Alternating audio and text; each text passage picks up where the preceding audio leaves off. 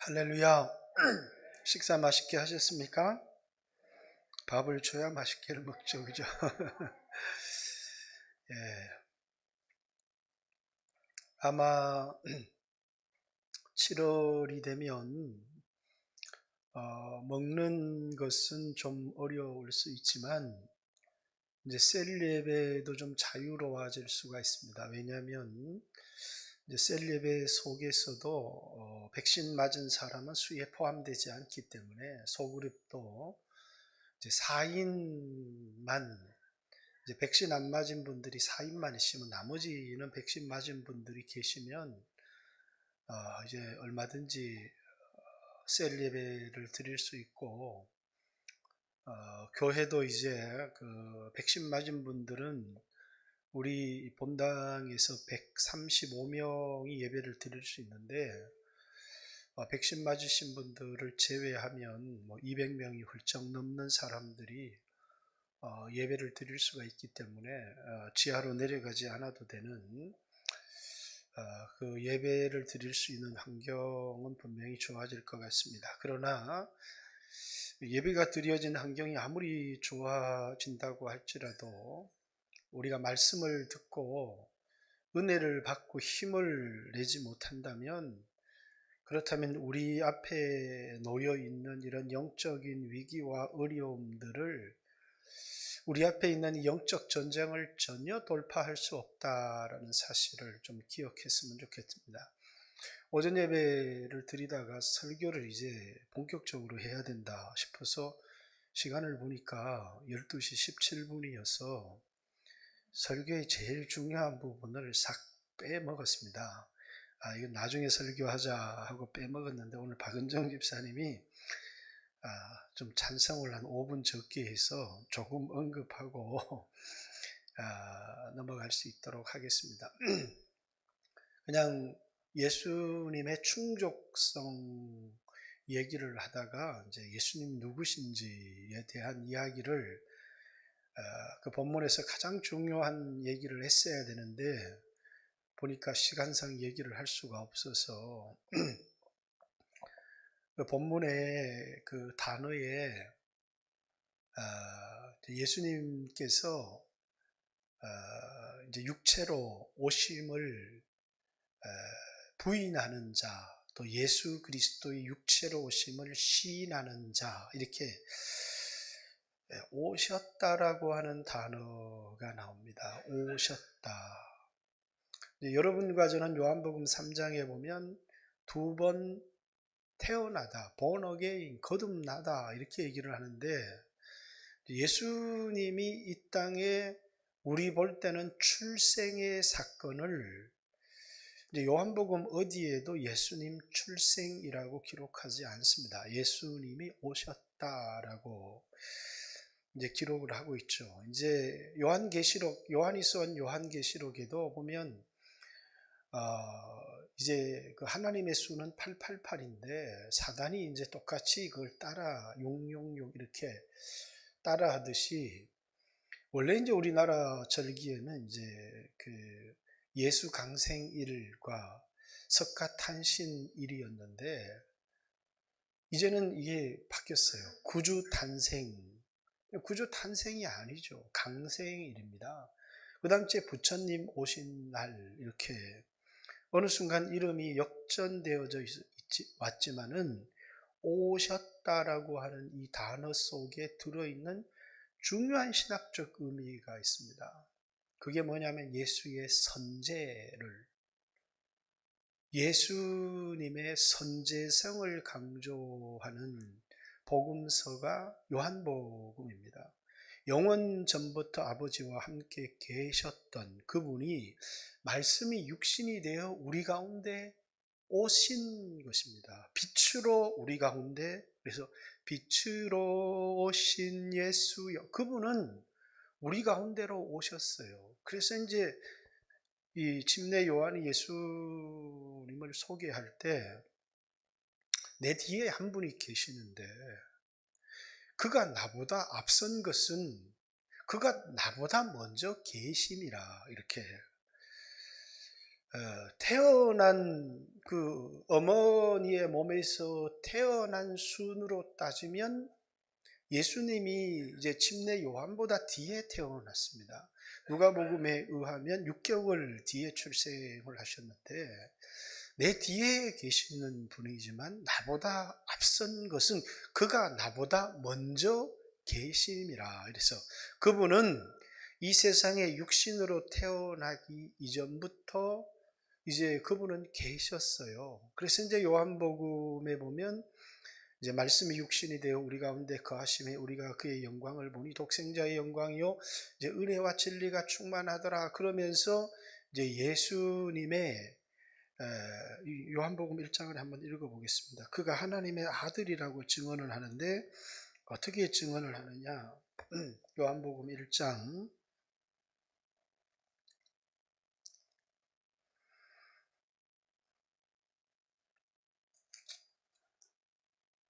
29절부터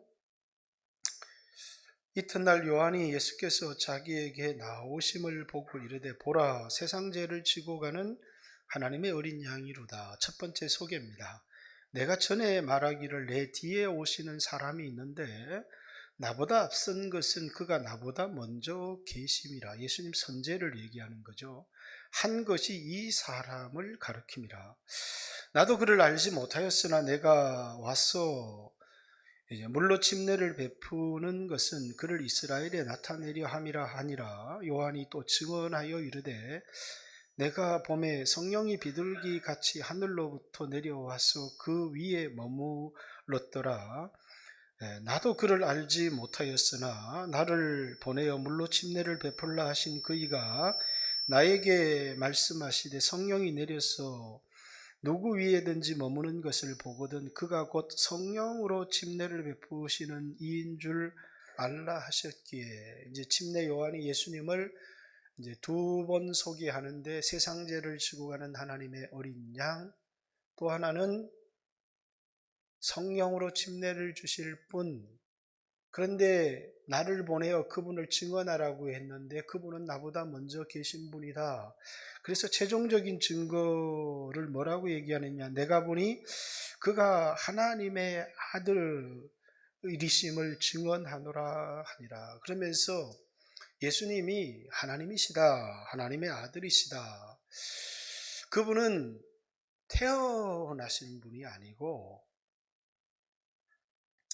그분은 영원전부터 계셨던 분이시다. 영원전부터 선재하셨던 분이 육체를 입고 우리 가운데 오셨다. 이렇게 얘기합니다. 이것을 이제 예수 그리스도의 성육신 사건이죠. 그래서 이 오셨다는 말 속에 예수님의 선재, 태초에 말씀이 계시니라. 이 태초는 세상을 창조할 때의 세초가 아닌 태초에 천지를 창조하시니라. 그 태초가 아닌 영원전 이제 말씀이 계셨고 이 말씀이 하나님과 함께 계셨고 이 말씀과 하나님은 다른 존재예요. 말씀은 이위 하나님이신 예수님을 상징하는, 그리고 하나님은 성부 하나님, 이 말씀이 하나님과 함께 계셨으니 이 말씀이 곧 성자 하나님이신데 이 세상 모든 것이 어떻게 창조돼 그가 없이 창조된 것이 하나도 없다. 이 모든 창조 이전에 누가 계셨느냐면 예수님이 계셨다. 그걸 이제 골로새서 1장에는 그가 만물보다 먼저 계심이라, 이렇게 만물보다 먼저 계셨다 이렇게 얘기를 하니까 이제 예수님을 첫 번째 피조물이다라고 얘기하는 이단들이 나오기 시작했습니다. 만물보다 먼저 계셨고 이 예수님이 만물의 으뜸이다 이렇게 얘기를 하니까 창조물 중에 피조물 중에 제일 먼저 창조한 것이 예수님이다 그렇게 얘기하는 것이 여호와의 증인들입니다. 그런데 그 단어의 의미는 전혀 그런 의미가 아니고 영원전부터 계셨던 분이시다 그 말입니다. 그 말을 뭐냐면 영원전부터 선재하셨던 그분이 이제 우리 가운데로 오신 것입니다. 요한복음 8장에 보아도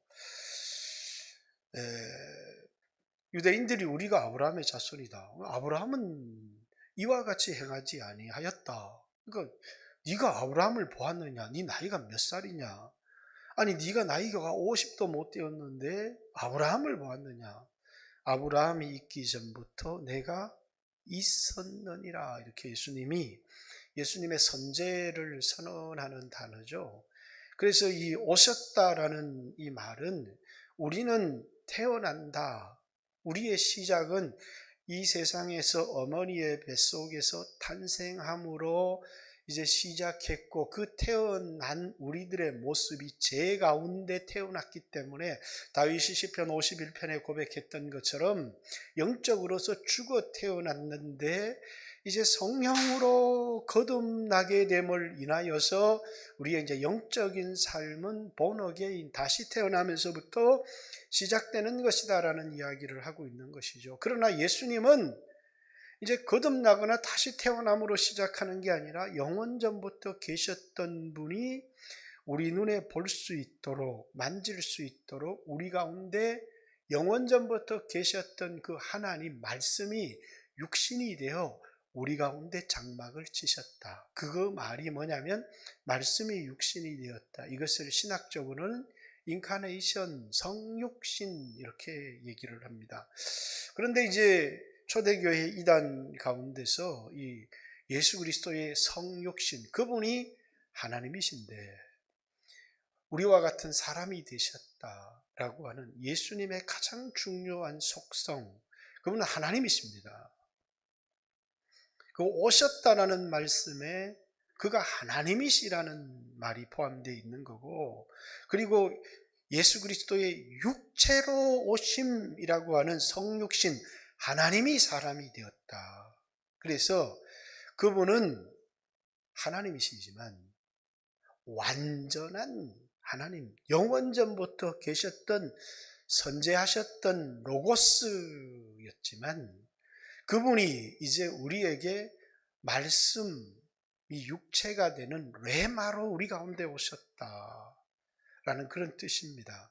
그래서 그분은 완전한 하나님이시고 그분은 완전한 사람인데, 이 세상에 나타났던 모든 이단들은 예수님이 하나님이심을 부인하는 이단들, 여호와의 증인이죠. 첫 번째 피조물이다라고 얘기를 하는 겁니다. 또 그가 하나님이심을 부인하는 이단뿐만 아니라 그가 사람이 되셨다는 것을 부인하는 이단, 이 두 가지 이단이 전 세계 이단의 95%를 차지한다. 이렇게 그 외에 다른 종류의 이단들도 이렇게 존재하지만 여러분과 제가 영적인 시금석, 영적인 분별의 가장 중요한 그 기준이 뭐냐면 기독론입니다. 예수님을 어떻게 이해할 것인가 라고 하는, 예수님은 영원전부터 선재하셨던 하나님 자신인데 그분이 여러분과 저를 구원하기 위해서 피를 흘릴 수 있는 육체를 입고 이 세상에 오셨고, 그리고 이제 그분이 여러분과 저의 죄를 담당하시기 위하여 십자가에 죽으셨는데 그것이 우리를 구원하기에 충분하다라는 겁니다. 그 어떤 다른 것도 하나님이 우리에게 요구하지 아니하시고, 이제 예수 그리스도의 영원전부터 계셨던 하나님이 육체를 입고 이 세상에 오셔서 우리를 대신하여 죽으심을 통하여 우리는 죄에서 건지시고 마귀의 일은 완전히 멸하는 그 사건을 통해서 여러분과 저를 구원하셨다라고 하는 그 말이, 오셨다라는 말 속에 예수님의 하나님 되심, 선제가 포함되어 있는 말이고, 그 예수님의 육체로 오심이라고 하는 것이 이제 그분이 완전한 사람이 되셨다라고 하는, 이 예수님 안에 신성과 인성이 같이 포함되어져 있는 완전한 하나님이시면서 완전한 인간이라고 하는 그 예수 그리스도론이 우리에게 가장 중요한, 이 사람이 하나님께 속했는지 세상에 속했는지를 구별하는 시금석이 되는 것이다 라는 말씀을 사도 요한이 우리에게 한 거다라는 겁니다.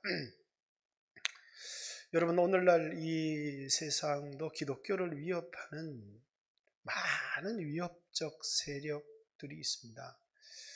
첫 번째는 이제 기독교 안에서 예수님의 신성을 부인하는 이런 자유주의적 신학들이 많습니다.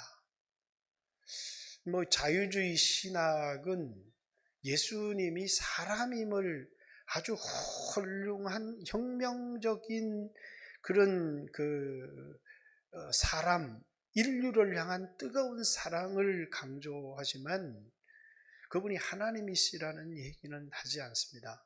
그래서 이제 좌파 기독교라고 하는 이 기독교들이 있죠. 오늘날 무슨 박원순 시장이 만들었던 평화나무, 그거 무슨 크리스찬입니까? 이런 건 전부 다 좌파 기독교입니다. 그런데 오늘날 수없는 젊은이들이 개혁의 예수 앞에, 인간 예수 이 앞에 속아 넘어가는 젊은이들이 너무 많아요. 이건 완전한 이다. 왜 그러냐면 예수님의 신성을 부인하기 때문입니다. 그래서 구약을 강조하면서 모세가 이제 출애굽 세상에서 우리를 건져낸 사건이 아닌 노예를 이제 이 권력으로부터 해방시킨 해방 예수라고 하는 이런 예수님을 아주 훌륭하게 평가를 하고 있지만, 예수님이 영원 전부터 계셨던 신이라고 하는, 그래서 이제 그런 사람들이 나와서 이야기하는 것을 들으면 수없는 그리스도인들이 속아요. 왜? 그 사람이 목사니까, 예수의 이름으로 얘기를 하니까, 예수를 믿는다고 하니까. 그러나 그건 우리에게 속한 자가 아니다 라는 사실을, 왜 경계를 풀고 들으니까 너무 좋은 이야기인 것 같은데 사실은 기독교 안에 있는 기독교를 공격하는 무서운 사탄의 세력이라는 것을, 그래서 기독교가 오늘날 직면하는 가장 큰 위기는 내부 안에 있는 적입니다. 또 하나는 이제 다른 종교죠. 옛날에는 큰 문제가 되지를 않았습니다만은 오늘날은 이제 불교계가 기독교를 공격하는 굉장히 큰 위기 가운데 있습니다. 이제 이정훈 교수 같은 사람들이 이제 불교계에서 기독교를 이렇게 본격적으로 공격하는 안티 그리스도 그 사람들을 만들어서 이 대한민국 안에서 기독교를 말살하려고 하는 운동들이 오늘 우리 사회에 존재합니다. 또 하나 교회가 가지고 있는 이 무서운 적은 좌파 정권이라고 하는, 무엇을 통해서 차별금지법이라든지 이런 기독교를 모든 종교를 같이 인정하자, 굉장히 좋은 것 같지만은 타켓이 기독교를 말살하, 왜 모든 종교를 인정하면 기독교는 없는 것입니다. 왜? 기독교는 아주 독선적이고 그들이 볼 때는 이기적이라고 얘기하지만 우리는 유일신을 믿어요. 유일신이라는 건 하나님은 한 분이시다는 신이 아니고 하나님 외에 다른 신은 없다라는 거예요. 모두가 무상이기 때문에 그걸 인정할 수가 없다는 것이고, 예수 그리스도 외에 우리에게 구원의 다른 길을 우리에게 주신 적이 없다는 것을 믿어요. 그래서 이 다원주의 철학을 가지고, 포스트 모더니즘의 철학을 가지고 오늘 수없는 교회를 공격하고 젊은이들을 파고드는, 이것이 오늘날 교회에는 어마어마한 교회를 탄압하고 교회를 대항하는, 그래서 좌파 정권이나 또는 이제 불교계나 기독교 안에 있는 이제 역사적 예수 또는 인간 예수를 추정하는 이런 사람들이 오늘날 수없는 젊은이들을 교회에 떠나게 하고 있고 기독교를 파괴하고 있습니다. 거기에 코로나라고 하는 어마어마한 직격탄을 맞으면서 웬만한 교회들은 대부분 개척교회로 돌아가 버리는, 차라리 20대고 저도 20대 교회를 개척해봤습니다만 열정이 있잖아요. 30대 다시 시작할 수 있잖아요. 그런데 이제 50대 또 뭐 60이 되어서 이런 코로나 속에서 개척교회가 되어져 버리니까 다시 일어설 힘이 없는 겁니다. 수없는 목사님들이 다시 일어서야 되는데 이제 뭐 그냥 적당히 살다가 다시 일어설 의지도 없고 다시 일어설 힘도 없어요. 그러니까 영적 전쟁을 할 의사가 전혀 없는 겁니다. 이 땅의 기독교는 어마어마한 영적 전쟁 가운데 빠져 있는데 싸워야 되는데 오늘 교회 안에도 은혜를 받고 이런 사람들은 영적인 싸움을 해야 되겠다 이렇게 싸우려고 하는데 이제는 적당히 신앙생활을 하면 되지 싸우려고 하는 영적인 싸움에 뛰어들려고 하는 의사가 전혀 없는 것입니다. 사무엘 시대의 기독교, 사무엘 시대의 여호와의 신앙을 가졌던 사람들이 정확하게 지금 이 땅의 교회가 빠진 위기와 비슷한 위기에 빠져 있었다라는 것입니다. 그런데 이제 그때 하나님이 사무엘이라는 사람을 일으켜서, 그래서 여기 4장 1절에 보면 이제 하나님의 음성을 듣는 사람이 나오기 시작한 겁니다. 사무엘의 말이 온 이스라엘에 전파되니라. 이 참 무서운 말입니다. 세상 사람들은 돈을 벌고 또 학위를 받고 또 좋은 직장에 취직을 하면 힘이 나요.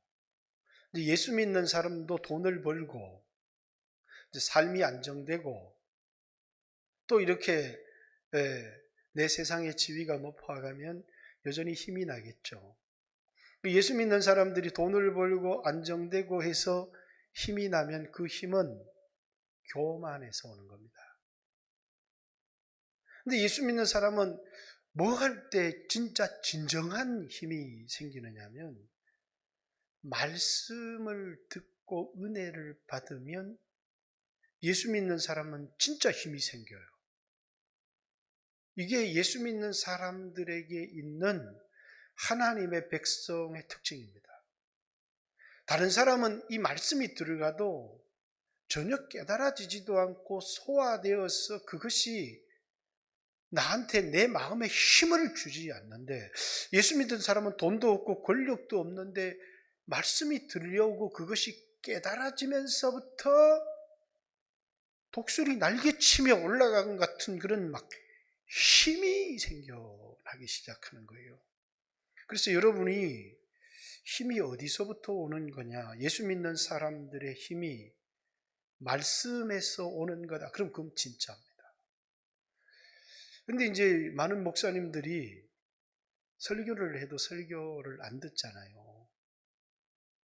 여러분들은 설교를 그래도 듣지만 목사님들은 이제 설교를 내가 준비하면서 하나님의 음성을 듣고 은혜를 받고 그렇지만 다른 분들의 설교를 잘 안 들어요.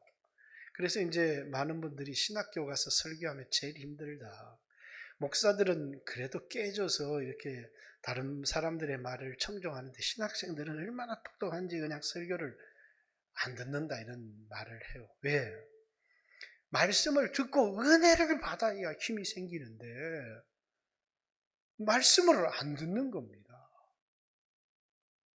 그러니까 여러분들이 오늘 이 시대의 영적인 전쟁에 이기려면 제일 중요한 게 뭐라는 거예요? 말씀을 매일매일 듣는 겁니다. 저도 이 설교를 이렇게 준비를 했지만 여러분들이 가서 이제 유튜브든 이렇게 찾아서 오늘 제가 설교한 본문을 좀 다 들어보세요. 네, 그러면 우리 목사님처럼 설교한 사람이 있는지도 들어보시고, 또 우리 요런 내용을 우리 목사님이 좀 인용한 것 같다, 이런 것도 좀 찾아보시고 이렇게 들어보면 저도 이 본문을 가지고 한 10편 정도를 듣습니다. 어느 목사님이 이걸 어떻게 설교했냐, 어느 목사님이 이걸 어떻게 설교했냐. 근데 한 10편을 들었는데 제가 조금 참조할 수 있었던 문장의 구조를 잘 분석하신 분이 옥하는 목사님이어서, 여러분도 옥 목사님 설교를 들어보면 제가 한 내용이 조금 나옵니다.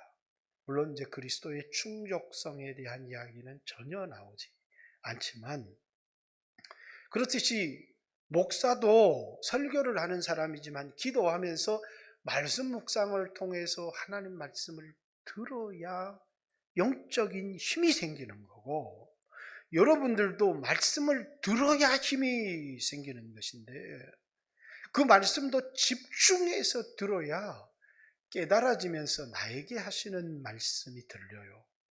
근데 이제 뭐 TV 틀어놓고 뭐 이 일을 하면서 저 일을 하면서 영상으로 그 말씀을 들으면 그게 자기에게 힘이 될 수가 없는 거죠. 이 코로나 시대에 수없는 사람들이 뭐냐면 힘을 잃어버린 거예요. 그러면서 뭐 이게 문제다, 저게 문제다 이렇게 말할지 모르지만, 정작 말씀을 듣지를 못하게 되면, 깨달아지지 않으면 그리스도인들은 기도할 힘을 잃어버리고 하나님 뜻대로 살 힘을 잃어버리게 되는 거죠. 그런데 이 사무엘의 사역이 어떻게 시작되느냐 하면, 사무엘의 말이 온 이스라엘에 전파되니라, 이렇게 얘기를 합니다. 이것이 뭐냐면 이제 이스라엘에 찾아온 빛이고 희망입니다. 그러니까 지금까지는 우리가 블레셋과 어떻게 싸웁니까? 싸울 생각을 안 했던 거예요. 그런데 장로들이 이거 한번 싸워봐야 되는 거 아닌가? 그러면서 대들기 시작하는 겁니다. 이 그리스도인들에게는 굉장히 중요한 이 마음에 한번 죄와 싸워봐야 되겠다, 한번 믿음으로 살아봐야 되겠다라고 하는 것은, 말씀이 들리기 시작하면서부터 한번 믿음으로 살아보자, 이때까지 안 되던 죄와도 한번 맞서보자, 그리고 이 영적인 세력과 한번 싸워보자고 하는 힘은, 그래도 여러분이 이렇게 싸우려고 하면 하나님이 은혜를 주세요. 그러니까 이 블레셋과 싸워보려고 하는 겁니다. 근데 이제 함부로 싸우면 전쟁에 패배를 하고 큰 패배를 합니다. 첫 번째 전쟁에서 4,000명이 죽었어요. 얼마나 낙심이 되겠습니까? 말씀을 듣고 힘을 얻고 용기를 내서 한번 대들어 봤는데 4,000명이 죽은 겁니다. 그러면 우리는 안 돼, 이렇게 낙심할 수도 있지만, 이 하나님 말씀이 들려오니까 환경에 복종이 안 되는 겁니다. 그러면서 이 사람들이 하나님 말씀을 듣고 철저히 회개하고 변화되어지면, 자, 사무엘상 사무엘하의 핵심은 영적 전쟁입니다. 성령의 기름 부음. 어떻게 전쟁에 이기느냐? 듣고 순종하면 이기는 겁니다. 듣지 못하고 불순종하면 지는 겁니다. 이게 순종의 형통과 불순종의 저주를 기록하고 있는 책입니다. 사무엘상이. 그러니까 하나님의 말씀을 듣고 불순종한 사람이 있습니다. 사울입니다. 왕이 여호와의 말씀을 들었는데, 아니 왕이 여호와의 말씀을 듣고도 순종 버렸다는 거예요. 그러니까 변명을 합니다. 제사 지내려고. 그러니까 순종이 제사보다 낫고 듣는 것이 수양의 기름보다 낫습니다. 그 말은 듣고, 왕이 해야 될 역할이 뭐냐면 듣고 순종하는 건데, 그러면서 중요한 영적 원리가 하나 전쟁은 여호와께 속한 것이니 라고 하는 이 사울의 아들 요나단의 전쟁이 나옵니다. 전쟁을 나가면서 칼 한 자루 들고 블레셋 진영에 뛰어드는 겁니다. 어떻게 전쟁은 여호와께 속한 것이다. 이것이 핵심입니다. 지금 군사의 많고 적음 전략에 하나도 달린 게 아니고 전쟁은 하나님께 속한 것인데 듣고 순종하면 이긴다는 것입니다. 그것이 이제 영적 전쟁의 핵심이에요. 근데 하나님 말씀이 들려오는 겁니다. 그 말씀을 듣고 힘을 얻고 제일 중요한 게 뭐냐면 말씀을 듣고 순종을 해야 되는데 그 말씀이 여러분 뭐였겠습니까? 전쟁에 지니까 벗게 들고 나가라. 그것은 그들에게 들려온 현재의 음성이 아닙니다. 그건 뭐냐면 여호수아의 전쟁 때 여호수아가 벗개를 앞세워서 가니까 막 요단의 물도 그치고 여리고도 무너지고 그러니까 벗개가 능력이 있다고 생각하는 거예요. 신앙생활을 하면서 자주 사람들이 오류하는 게 뭐냐, 벗개가 오면 이긴다라고 하는, 벗개가 능력이 있다라고 생각하는 거죠. 근데 벗개가 능력이 있는 게 아님을 보여주려고 하는 겁니다. 능력은 어디 있습니까? 듣고 순종함의 능력이 있어요.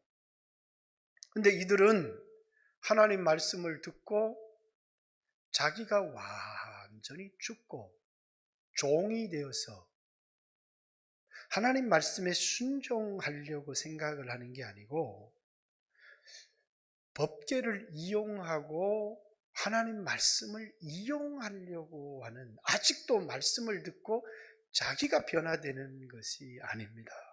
오늘 아마 이 땅에 그리스도인들의 가장 큰 문제가 있다면 하나님 말씀을 듣고 내가 완전히 죽고 종이 되어서 말씀대로 살면 될 텐데 그렇게 안 한다는 겁니다. 왜? 내가 죽고 종으로서 주를 위해서 사는 삶이 아니고 어떻게 하나님을 이용해서 내가 부자가 될까라고 하는, 모든 것의 중심에 하나님이 있는 게 아니라 자기가 있습니다. 그래서 이제 자기를 위하여 말씀을 들으면 뭐냐면 이것에 완전한 순종으로 가려고 하면 내가 죽어야 되는 겁니다. 근데 내가 죽지 않는 거예요. 어떻게 전쟁을 이겨서 법궤를 이용해서 이 전쟁에 이겨볼까? 수없는 사람들이 말씀을 듣고 은혜를 받지만 자기가 변하려고 하지를 않아요. 말씀을 듣고 그리고 자기가 사는 목적이 바뀌고 말씀에 대한 태도가 바뀌고 이렇게 자기가 변화되는 것이 그들에게 주셨던 말씀이지만 그들은 말씀을 듣고 자기가 변화되지 않는 거예요. 언제부터 전쟁이 승리하기 시작하느냐? 미스바에서 회개부터 일어나기 시작합니다. 사무엘이 사는 날 동안에 블레셋이 이스라엘을 침공하지 못합니다. 그들이 말씀을 듣고 이렇게 하면 이기겠다 이렇게 해서 자기가 변화되는, 말씀이 자기를 변화시켜서 순종의 사람, 그리스도 예수의 종으로서 살아가려고 하지 않고 자기를 위해서 법궤를 어떻게 이용할까 라고 하는, 그래서 이 장로들도 뭡니까? 옛날을 떠올린 거죠. 여호수아 때 어떻게 전쟁을 이겼더라? 법궤를 앞세웠더니 하나님이 자기 이름을 위해서 멋진 승리를 주셨는데 실로에 가서 법궤를 가지고 와라. 그러면서 하나님을 이용해서 전쟁에 승리하려고 하는, 하나님은 만홀히 여김을 받지 아니하시는 분이신데 오늘 심지 않고 거두려고 하는, 우리가 심지 않고 거두는 것을 은혜다 이렇게 얘기를 합니다. 그 은혜는 어디에만 적용이 되는 거냐면 구원에만 적용이 되는 건데, 그런데 그것도 심지 않고 거둔 게 아니라 예수님이 나를 대신해서 대가를 치루었기 때문에 우리에게 은혜가 베풀어지는 것이죠. 근데 그 다음부터는 하나님은 만월이 여김을 받지 아니하노니 사람이 무엇으로 심든지 그대로 거두리라, 이렇게 갈라디아서 6장에도 얘기하고, 또 이제 고린도후서 8장 9장에도 우리에게 심고 거둠의 중요한 법칙을 이야기를 하는데, 우리는 희생은, 내가 변화되는 것, 내가 말씀에 순종하는 건 싫거든요. 여기 심는다는 건 딴 게 얘기를 하는 게 아니에요. 죽어야 되는 거예요. 왜 죽어야 되느냐? 순종을 위해서 내가 죽어야 되는 거예요. 죽지를 않는 거거든요. 다 자기를 위하여 라는 겁니다. 그래서 주님은 우리에게 십자가를 선물로 주신 거예요. 내가 죽으라는 거거든요. 내가 종의 자리에 가지 않으면, 순종의 자리에 가지 않으면 결코 형통할 수 없다는 것을, 하나님은 정말 능력이 있는 분이구나, 잘만 이용하면 이분을 통해서 내 인생이 대박 한번 날 수 있겠다 라고 하는 생각을 누가 할 수 있느냐 하면 장로들이 했던 겁니다. 하나님을 이용해서 전쟁에 이기려고 하는. 그러나 하나님은 이용되시는 분이 아니라 그 말씀을 먼저 자기를 가르치고 순종해야 되는데, 순종이 없는 하나님의 능력을 이용하려고 하는 이제 이런 신앙이 아직 말씀을 듣고 깨지지 못한 사람들이 보였던 영적 전투의 차질입니다. 사업이나 가정이나 공부나 여러 종류의 세상에서 살아가면서 한번 해보자! 그래서 도전을 했는데 실패를 했습니다. 어설픈 회개가 우리에게 놀라운 승리를 가져다 주는 게 아니라 철저히 자신의 삶의 태도가 말씀 앞에 변화되어지고 꺾여지게 되면, 그때부터는 뭐가 일어나기 시작하느냐 하면 도무지 환경이 안 되는데 기적이 일어나요. 왜? 전쟁은 하나님께 속한 것이기 때문에. 사람의 많고 적음이나 형편이나 군사력과는 전혀 상관이 없는데 전쟁에 막 이기기 시작하는 거죠. 왜? 하나님이 하시는 일에 우리가 붙들렸기 때문이에요. 사무엘이 그런 사람이었습니다.